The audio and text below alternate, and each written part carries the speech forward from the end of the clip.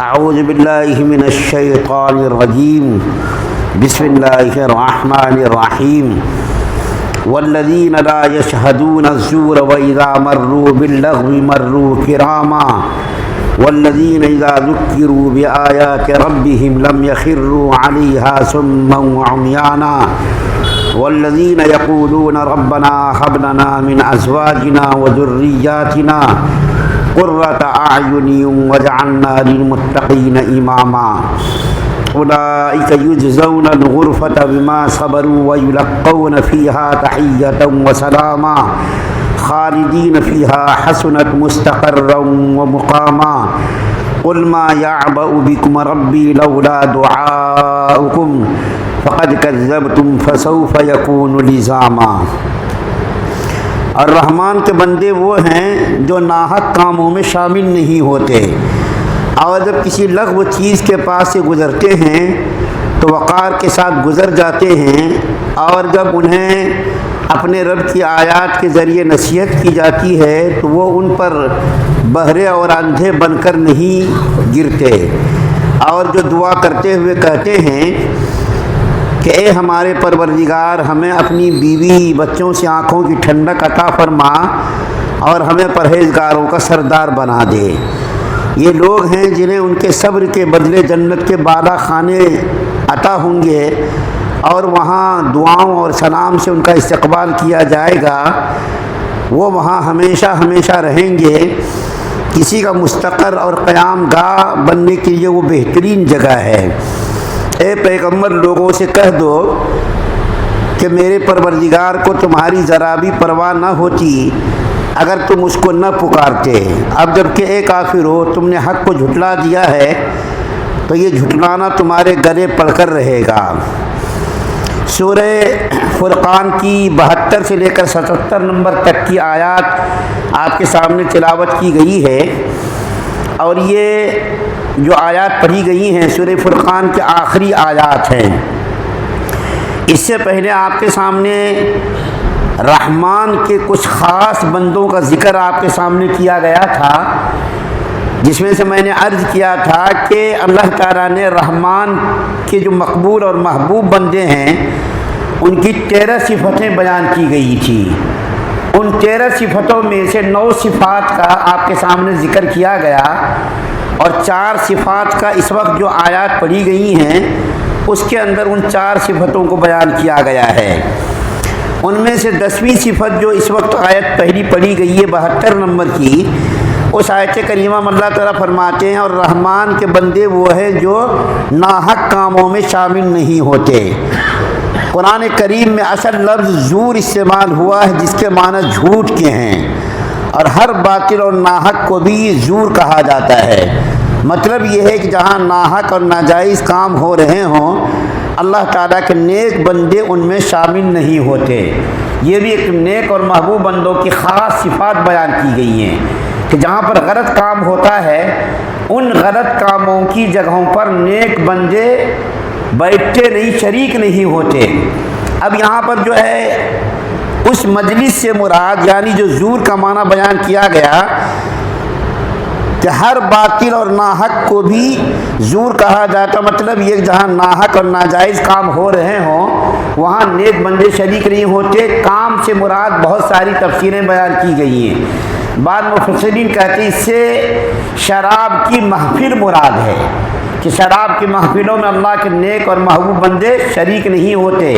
اگر کہیں اس قسم کی مجلسیں لگتی ہیں تو اللہ کے نیک اور محبوب بندے اس سے گریز کرتے ہیں۔ اسی طریقے سے ایک تفسیر یہ بیان کی گئی ہے کہ اللہ کے نیک اور محبوب بندے کافروں کی عیدوں میں، ان کے تہواروں میں، ان کی کسی غلط مجلس میں شرکت سے گریز کرتے ہیں، بچے رہتے ہیں، یعنی ان کے کسی غلط کام میں ساتھ نہیں دیتے۔ تو ایک تو تفسیر یہ زور کی گئی ہے، ایک تفسیر یہ کی گئی ہے گانے بنانے کی مجلسوں میں اللہ کے نیک اور محبوب بندے شریک نہیں ہوتے۔ اب اس سے خلاصہ یہ نکلا کہ کسی قسم کی غلط مجلس ہو، چاہے وہ شادی بیاہ کی مجلس ہو جس میں غلط کام ہوتے ہوں، شادی کی تقریبات ہو، ولیمے کی تقریبات ہو، یا کہیں بھی ناچ گانے کی تقریب ہو، یا ہندوؤں کے تہواروں کی کوئی تقریب ہو، ان تمام خرافات سے، ان تمام غلط کاموں سے اللہ کے نیک اور محبوب بندے کیا کرتے؟ اپنے آپ کو بچاتے ہیں۔ اور دوسری آیت کریمہ جو پڑھی گئی ہے اس میں اللہ تعالیٰ آگے فرماتے ہیں اللہ تعالیٰ کہ ایسی مجلسوں سے سرسری طور پر گزر جاتے، وہاں پہ ٹھہرتے نہیں کہ دیکھنے لگتے، اس کی گہرائی میں جانے لگتے نہیں، بالکل جیسے ہی ایسی مجلسوں جن کا گزر ہوتا ہے بالکل تیزی کے ساتھ گزر جاتے، تاکہ ان غلط مجلسوں میں ان کی شرکت نہ ہو۔ کیوں؟ اللہ کے نیک اور محبوب بندوں کو معلوم ہے کہ نبی کریم صلی اللہ علیہ وسلم نے ارشاد فرمایا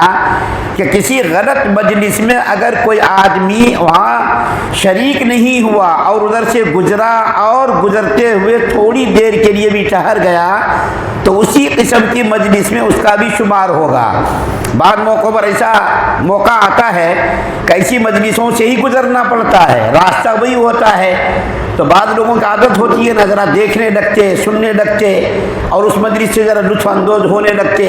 لیکن اللہ کے نیک اور محبوب بندے کیا کرتے ہیں؟ بالکل تیزی کے ساتھ گزر جاتے، نہ تو اس کو دیکھتے نہ تو ان کو سنتے،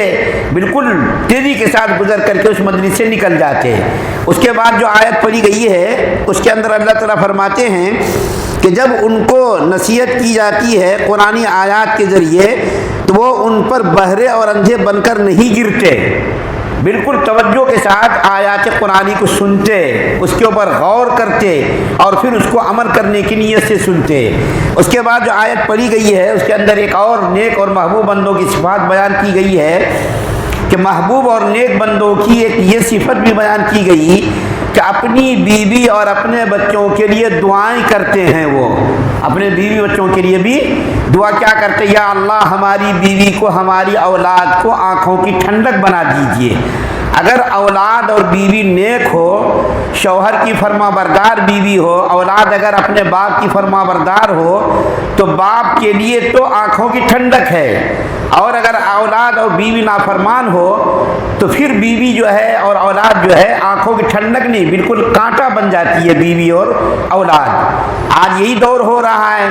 کہ ساری دنیا سے آپ مقابلہ کر سکتے ہیں، لیکن گھر جب آپ آئیں اور بیوی آپ کا استقبال اچھے انداز میں نہ کرے، اولاد آپ کی فرما برداری نہ کرے تو آدمی کی اذیت اور مزید بڑھ جاتی ہے۔ ساری دنیا سے آپ مقابلہ کر سکتے، ساری دنیا سے ٹکرا سکتے، لیکن گھر میں آ کر کے آپ بے بس اور مجبور ہو جاتے۔ ایسے لوگوں کے لیے اللہ تعالیٰ فرماتے ہیں کہ ایسے لوگوں کے لیے ضروری ہے اپنی بیوی کے لیے اور اپنے اولاد کے لیے خیر خواہی کا تقاضا یہ ہے کہ اس کے لیے دعا کرے کہ یا اللہ ہمارے اولاد کو، ہماری بیوی کو آپ ہماری آنکھوں کی ٹھنڈک بنا دیجئے۔ اس کے بعد ایک اور آیت جو پڑھی گئی ہے ایسے لوگوں کی جزا کا بیان کیا گیا ہے کہ جو ضمیر پر اکڑ کر نہیں چلتے، راتوں کو جاگتے، تہجد کی نماز پڑھتے، اسی طریقے سے جو ہے اچھی بات کرتے، اور کوئی اگر اس کے ساتھ الجھ جائے تو وہ الجھتے نہیں۔ جو صفات بیان کی گئی ہیں ان صفات کا بدلہ کیا ہے؟ یہ ساری جو 13 صفات بیان کی گئی ہیں ان صفات میں ایک تو یہ صفت بھی شرک نہیں کرتے، قتل ناحق نہیں کرتے، زناکاری کا ارتکاب نہیں کرتے، اور اگر خدا نخواستہ کسی نے اس قسم کی حرکات کی ہیں تو اسے ایمان لا دیتے، توبہ کر لیتے، توبہ کر کے پاک صاف ہو جاتے۔ اس کے بارے میں اللہ تعالیٰ کیا فرماتے؟ اولئک یجزون الغرفہ، اس کے بارے میں اللہ تعالیٰ فرماتے ہیں جنت کے بالا خانے، ایسے لوگوں کے لیے اللہ تعالیٰ نے جنت کے اندر بالا خانے بنا رکھے ہیں، ایسے بالا خانے کہ باہر کے لوگوں کو اندر کے مناظر نظر آتے اور اندر کے مناظر باہر کے لوگوں کو نظر آتے۔ تو صحابہ کرام نے پوچھا یا رسول اللہ صلی اللہ علیہ وسلم یہ جو جنت کا غرفات جو بیان کیے گئے ہیں کہ اللہ تعالیٰ ایسے بندوں کو غرفات جنت کے اندر دیں گے، بالا خانے دیں گے، یہ کیسے لوگوں کو اللہ عطا فرمائیں گے؟ تو نبی کریم صلی اللہ علیہ وسلم نے ارشاد فرمایا یہ بالا خانے ایسے لوگوں کو اللہ تعالیٰ عطا فرمائیں گے جو گفتگو میں نرمی اختیار کرتے، جو گفتگو میں نرمی اختیار کرتے اور سلام کو کثرت سے پھیلاتے اور کھانا کھلاتے، اور راتوں کو جب سب سو جاتے تو ایسے موقعوں پر راتوں کو اٹھ کر کے تہجد کی نماز ادا کرتے۔ ایسے لوگوں کے بارے میں اللہ کے رسول صلی اللہ علیہ وسلم نے فرمایا کہ باتوں میں نرمی اختیار کرتے، کھانا کھلاتے، سلام کو کثرت سے پھیلاتے، اور جب رات ہو جاتی ہے تو رات کی تاریکی میں اللہ تعالیٰ سے مناجات کرتے، ہم کلامی کے اندر مشغول ہوتے، تو ایسے لوگوں کو اللہ تعالیٰ بالا خانے عطا فرمائیں گے، اور اس کو اللہ تعالیٰ فرشتوں کے استقبال کے لیے متعین کریں گے۔ ایسے جنتی لوگوں کے لیے اللہ تعالیٰ فرشتوں کو متعین کریں گے جو جنتیوں کا استقبال کریں گے، اور اس کو کیا کہیں گے؟ ویلکم ویلکم، اہلا و سہلا، کہ اللہ تعالیٰ تم کو مبارک کرے، جنت میں اللہ تعالیٰ نے تم کو ٹھکانہ عطا کیا ہے،